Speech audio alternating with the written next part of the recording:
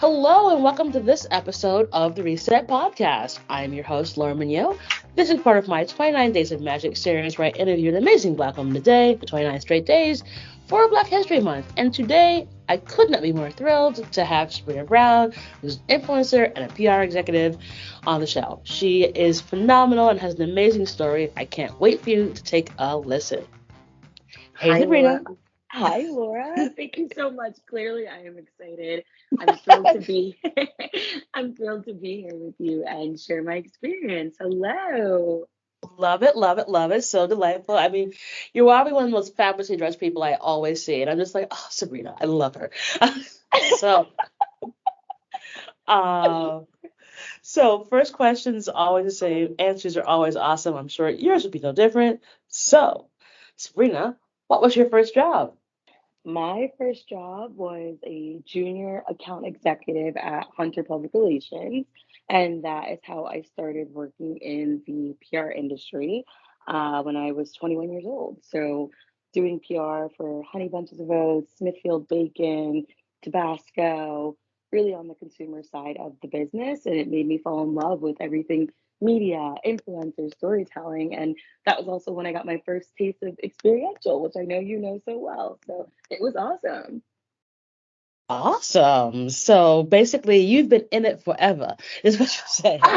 Essentially, yeah. I mean, if we want to get predated, my very, very first job was working in high school. I was a park counselor growing up in central New Jersey, and that gave me the ins and outs on how to speak with people, engage them, build those client relations with the parents whose kids I were watching at the park. But fast forward to when I was 21, yeah, started rocking and rolling at Hunter Public Relations, and I am forever grateful. It gave me the foundation for my career, and your girl's been soaring ever since. Well, duh, no doubt, my darling. Um, Okay, so we go from literally starting NPR at age 21 to where you are now in your career as an awesome influencer and executive. What has that journey been like? Yeah, I mean, that journey has definitely been filled with peaks and valleys. I think it's true what they say that your career is not a straight line. I've always told my teams and direct reports that it can be a bit of a roller coaster.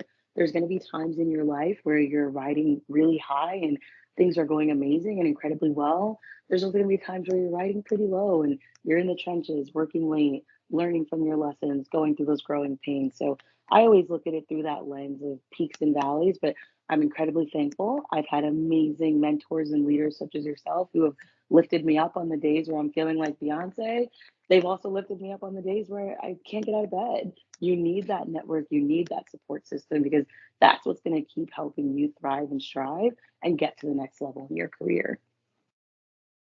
Oh, I love that. And I think, yeah, there are those days when you're feeling like a Beyonce, you want everyone to big you up. But also when those days you're like, oh, not so much. So, so we talk about, being in PR, and I think a lot of folks are always wondering, like, oh, it looks so like glamorous. I get to go to parties and do this all that stuff, and we all know that that is not the truth.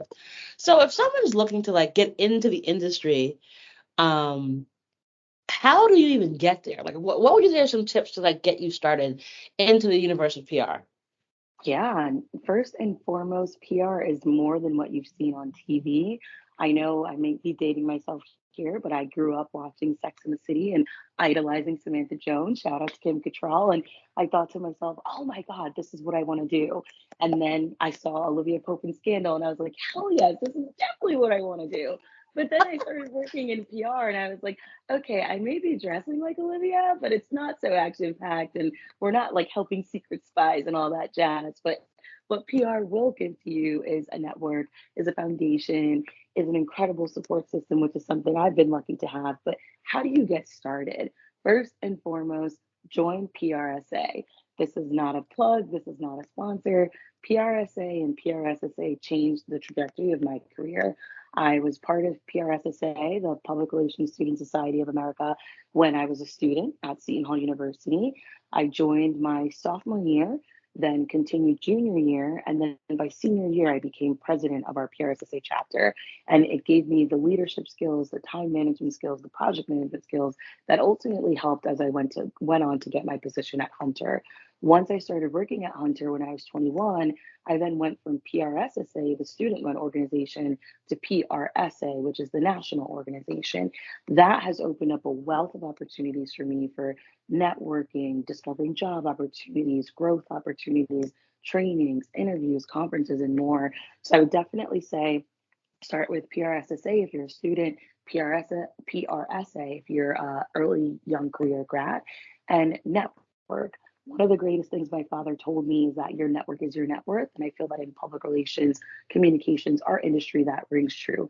Build your network and invest in it. Reach out to people, celebrate their wins, check in with them, see how they're doing, because that will come tenfold to you. And it's something that I recently experienced just checking in with folks and pursuing additional opportunities that are on the horizon for me. And then the last piece I would say, build your platform. I am a PR executive. I'm also a luxury content creator. Many of the brands that I've worked with throughout the years, I've been fortunate to advise and give them counsel from the client communication standpoint, but also work with their goods and services from an influencer standpoint too. So build your brand, let your clients see your expertise, but also live in your purpose because that's for you. Sometimes you're going to be happy with your work, and that's amazing. Other times you're going to find purpose outside of your work, and that's equally as amazing. Make sure that you're building your brand and you know who you are when you arrive at the office, but most importantly, when you leave the office too. That's such incredible advice because I think this is something that folks never realized. And I want to say until like maybe less than 10 years ago, the importance of building your own personal brand. I mean, I see in my own career that, you have to be Laura, you have to be Sabrina. And what does that encompass in a lot of different facets? Because you never know what other interesting opportunities will come as a result of you being Sabrina, as you being Laura. But it's so important to be smart, to curate, to figure out what you stand for, and then share that with the world. Yes, I definitely agree with you on that, Laura, because I think sometimes we conflate, will I work at X company or Y agency or B brand? So then I think that I have to identify with that brand. And you're going to love your company, you're going to do well and amazing, but also love yourself and do well and amazing for yourself too. Figure out what excites you, figure out what ignites you, stand in your purpose and do that wholeheartedly. When I look at TikTok and Twitter, you see a lot of the younger Gen Z audience is talking about, well, I'm going to stand on business. And I always tell my direct reports, stand on business for yourself. Like, what are you standing on? What's that purpose that's moving you? What's that purpose that's guiding you? For me, it's always been to uplift and empower women and girls within my community. And that's something I do tenfold through my work addressing period poverty, which is when women and girls don't have access to menstrual health products.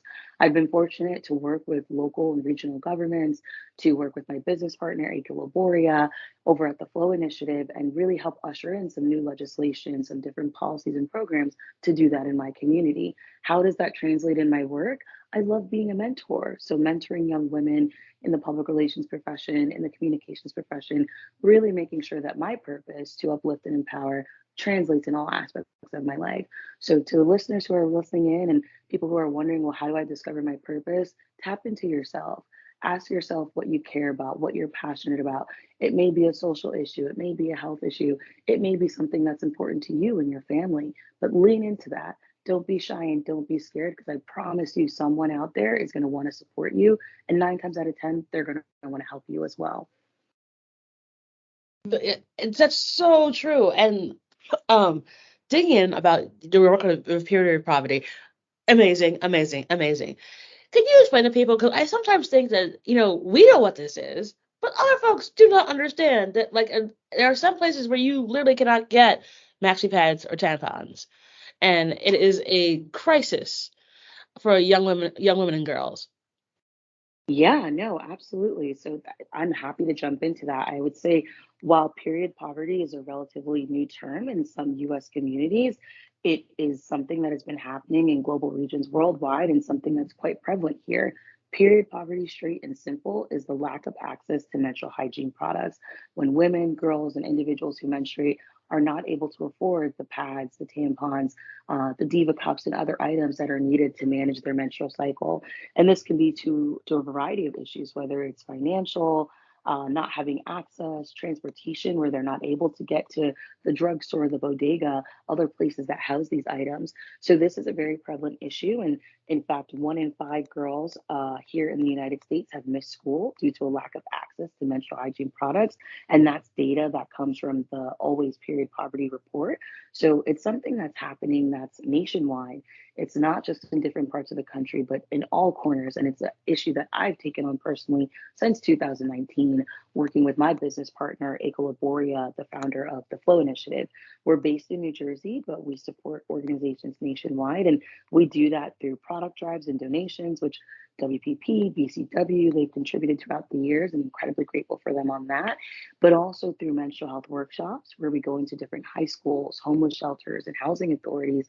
And then the third part is through menstrual health legislation. So working in partnership with local and regional governments when and where we can to usher in new legislation. And in fact, last summer in New Jersey, we were able to pass Bill A1349. Again, that's Bill A1349, which passed last August and now provides free menstrual health products to students in New Jersey public schools, grades 6 through 12. So it's incredible to see how this work and how this purpose has really grown into a sizable impact in my home state of New Jersey. That's incredible. Like, what was it like trying to get a law like that passed in through the legislature? Oh my goodness. I mean, the Painful. time, you said it, not me. The time, the labor, the love, the process. My business partner, Aiko, going down to Trenton and lobbying and testifying on the things that she's seen on the ground and what we saw. Me working behind the scenes with our grassroots team to read materials, develop briefings, connect with our local constituents, and know that they had a say in this as well. It really was that all hands approach, like we say, that cross sector collaboration, the grassroots level, the community advocates, the Gen Z advocates, then working with our fellow legislators and leaders down in Trenton to bring this all together. These things do not happen overnight. We have been advocating for menstrual health legislation in New Jersey for several years now, and just thankful we were able to see that pass last summer. Awesome. And I think sometimes folks assume that like their advocacy can't make a difference, and you're just a wonderful living testimony to the fact that absolutely you can do this. That regular human beings can be strategic advocates, can knock on the doors, can do the work, and can make a meaningful Yeah. change. Oh my God, yes, Laura. I would say it starts with one step. It starts with one action. Don't be afraid, don't be scared, and don't feel that you need to figure it out all by yourself. One of the hardest lessons I had to learn as I turned 30, and now that I'm 32, is that you don't have to do it all by yourself. Bring in the experts and build where you need to build, partner where you need to partner, but don't feel like, oh my God, I want to advocate for this. It's only me. It's only me. I'm the only one who has the answers. You're likely wrong. There's other people who are probably sharing your belief, sharing your values, and sharing your vision. So bring those folks along, do your research, and ask for help. I met Aiko, my business partner, in 2019 when my town of Hoboken was having a period poverty drive. And her organization, the Flow Initiative, was starting that drive. We continued emailing and conversing. And in 2020, she formally brought me on and asked if I wanted to be a partner. And I was like, I would be so honored. Fast forward to 2024, we've done some outstanding work together, but we can't take all the credit. We have an amazing team of grassroots individuals who help us across education, workshop, policy, lobbying, product distribution. And I'd say the proudest part of all this is that we're minority owned and operated, which is incredibly important. Happy Black History Month. So we're standing on business and we're standing on purpose too. I love that. Stand on business and stand on purpose because it's so perfect, but it's also true. And it's like if you want something done, ask a black lady. So speak, be real, boys and girls. Uh, so I'm sure that as you have built out your career, you've had those moments of like, oh my God, what am I gonna do? So talk to me about a time when you had a challenge. You're like, there's no way you're gonna get through this, and then you did. Yeah, absolutely. I mean, I've been blessed to lead and manage several product launches and campaigns, and sometimes they go off without a hitch. Other times you have to think in real time. I think looking back, my early days in public relations, we had a product launch and we were working with a celebrity. And unfortunately, that celebrity got sick about, I want to say, a day or 2 days before the media day. So this individual was supposed to come to New York and meet with press in person. And as you can imagine, we were pretty stressed letting reporters know, well, hey, they're no longer going to be in person. You have to do this over the phone. We certainly had to come up with what we were going to say. We didn't want to expose that this person had come down with the flu, but we ended up letting reporters know that due to a delay in their travel schedules, the interviews were not going to be in person anymore. We had two options for them, that they could do the interview via email or over the phone, or we could look to schedule a separate time where they could connect with this person on their next trip in New York. We had some reporters that bit the apple. They didn't want to lose the interview. They said they would do email or phone, which was great. But then we also lost some reporters too. So how do we still meet those KPIs? We went forward with the interviews that we had confirmed. Then at the actual event that we had, we still went forward with that. We debuted the product. We invited press on site to get the look and feel of the product performance and efficacy. And then we were able to get some additional quotes from the celebrity that reporters could include in their stories. So in that moment, it demonstrated the importance of strategic counsel, keeping our internal team as well as the client team calm. It also demonstrated that importance of humility. Colds and flus will happen. You can't penalize someone for getting sick. What you can do is find a path forward to work together versus working against each other. And it's so important. It's like keeping a cool head, coming up with solutions, creative problem solving, and sometimes a little white lie. Goes a very long way. Like I am a big proponent of like, does this need to 100% be exactly accurate, or can I fudge a smidge or a lot? Um, it's what I call that is creative problem solving. Solutions oriented. That's all it is. I would say Um, that's the biggest part of the job, working in public relations, global communications, any vertical of our industry. Like, you need to be solutions orientated. You need to be a strategic thinker, be savvy, be quick on your feet. And I believe we've been hitting on this throughout this amazing conversation, but be agile. You can plan, and things go up in flames. You got to stay calm, you got to stay cool, and most importantly, collective. Your team is looking to you for leadership, your client is looking to you for stability. Keep your cool. Always keep your cool. Things can be on fire behind you, but like if someone comes to you like, oh yeah, chill, what's going on? Happy go lucky smile. Like you don't need to know things are on fire unless you're getting burned. Till then, just chill. It's true. Um, and so it's interesting. Like in the land of PR, and you oftentimes see celebrities or influencers with these missteps, cultural faux pas. Can you explain to people why media training is so important? Yeah, absolutely. Media training is fundamental. If you are an executive, a brand spokesperson, an influencer, content creator, etc., when you are representing a company, brand, entity, or organization, media training is your secret weapon. It's what's going to equip you to show up and succeed when you're speaking with media editors, even having great conversations such as this. It gives you that foundational knowledge of communications do's and don'ts. It lets you know when to bridge, when to pause, when to flag, but most importantly, it helps you shine. You're going to deliver those messages clear and concisely without an or like. You're going to show up with that confidence and conviction, and you're going to make yourself and your team proud. Sometimes mistakes happen, sometimes missteps are said, but it comes down to knowing when to course correct, how do we address, how do we acknowledge, and how do we respond as we look to move things forward. It's so important. I mean, I was fortunate enough to get some media training early on when I started my business, and I learned the importance of being a purple person. So I can't be red, you can't be blue, you have to be purple, which is, always calm, always chill, with a little bit of a smile, and you're good to go. Because if you're red, too hot, you'll flap the handle. Blue, too cold, and people not like you.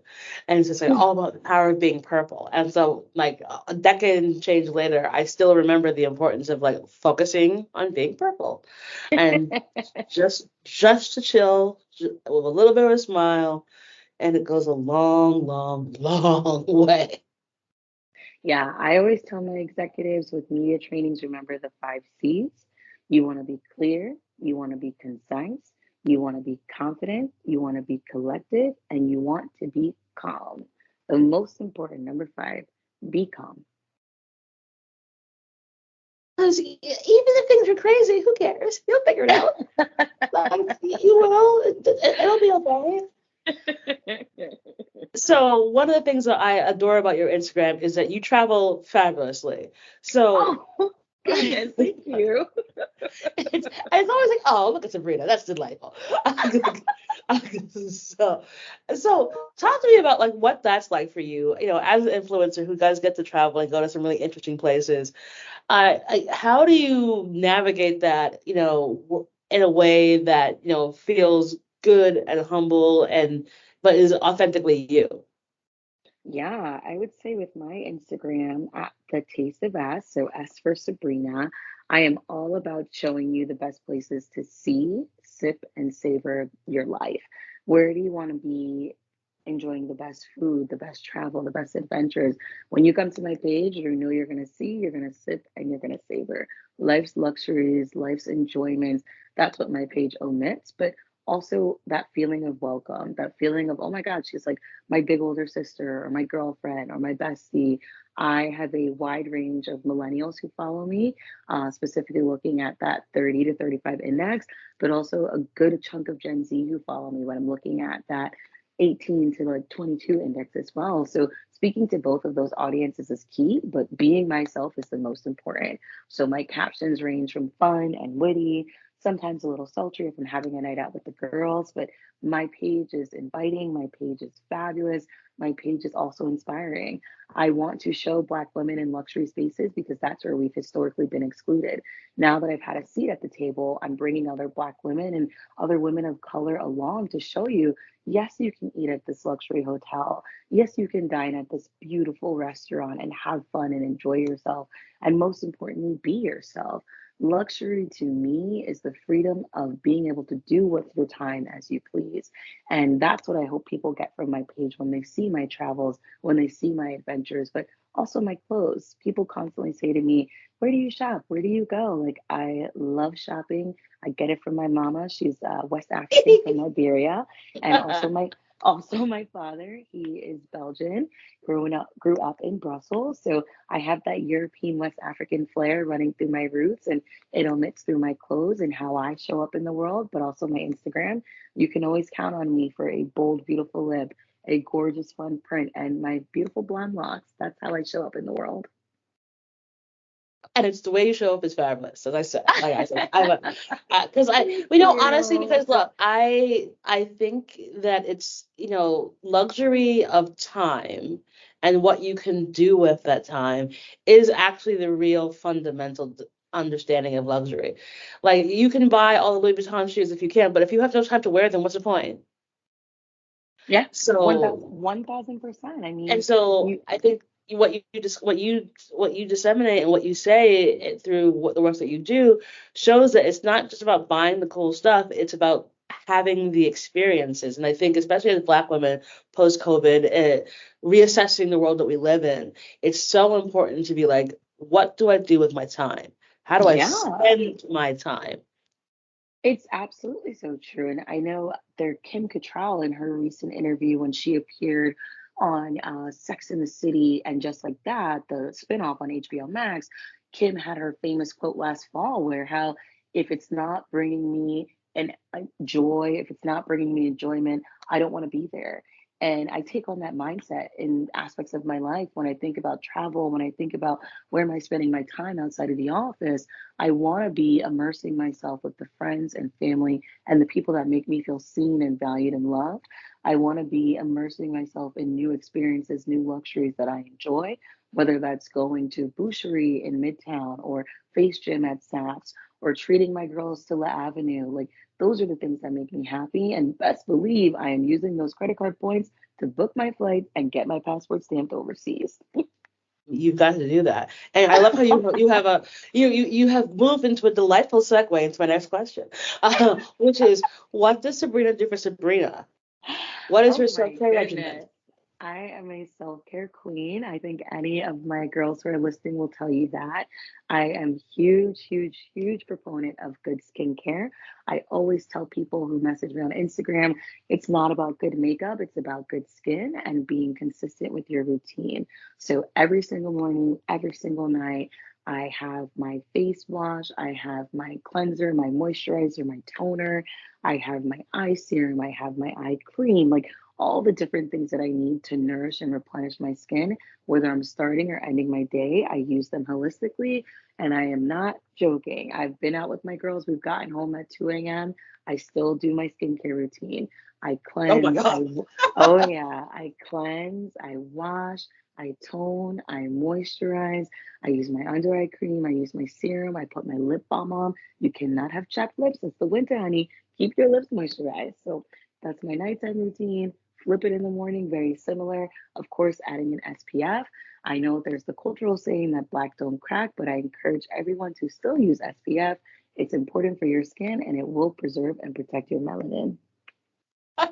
That was an ad brought to you by Sabrina. I am just saying. I am just saying. So skincare is important to me.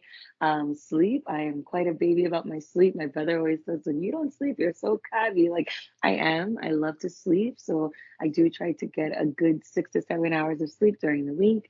Weekends, I tend to sleep in. I like a slow Saturday and a slow Sunday if I don't have plans or other commitments. So sleep is important, and then of course working out. So I'm not a high intensity girl. I haven't joined the Peloton wave yet, but love what that brand is doing. But I do tend to go to the gym in my building. We do some hot girl walks in Hoboken where we'll walk up and down the pier. Good to get the fresh air, great to get some selfie content. So the one thing I'd say that I've learned throughout my life is that movement is a gift. So how you need to move your body, move it. I'm a brain aneurysm survivor. I got very sick when I was 17 years old and I had a brain aneurysm. And following that surgery, it gave me a second lease on life. So I really do, at 33, proudly can say movement is a gift and do not take it for granted. Oh wow. Wow. Thank you for sharing that, Sabrina. Yeah. Thank And you for giving me a safe space to do so, Laura. I'm very comfortable with you.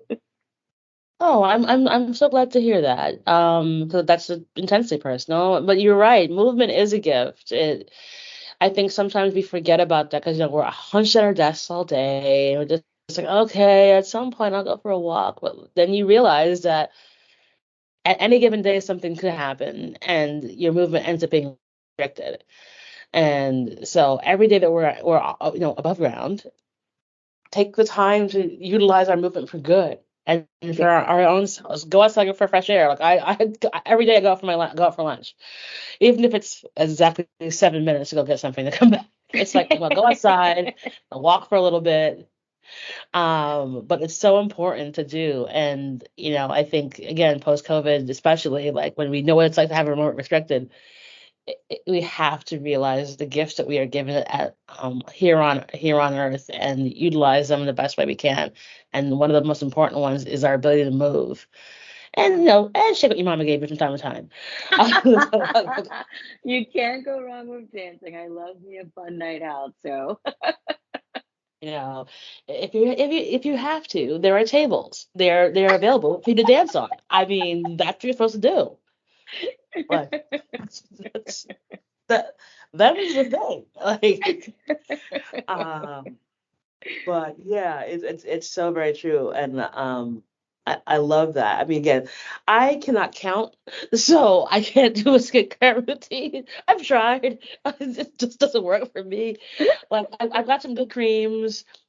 I have Caribbean mama, so obviously I know all the natural remedies, and I look at her and I'm like, how old are you? And she gets mistaken for being 50 way too often.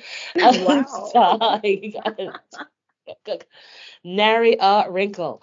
And I'm just like, really? Okay. Like, and it's like, what do you use? Nothing but olive oil. I'm like, okay, mom, yeah.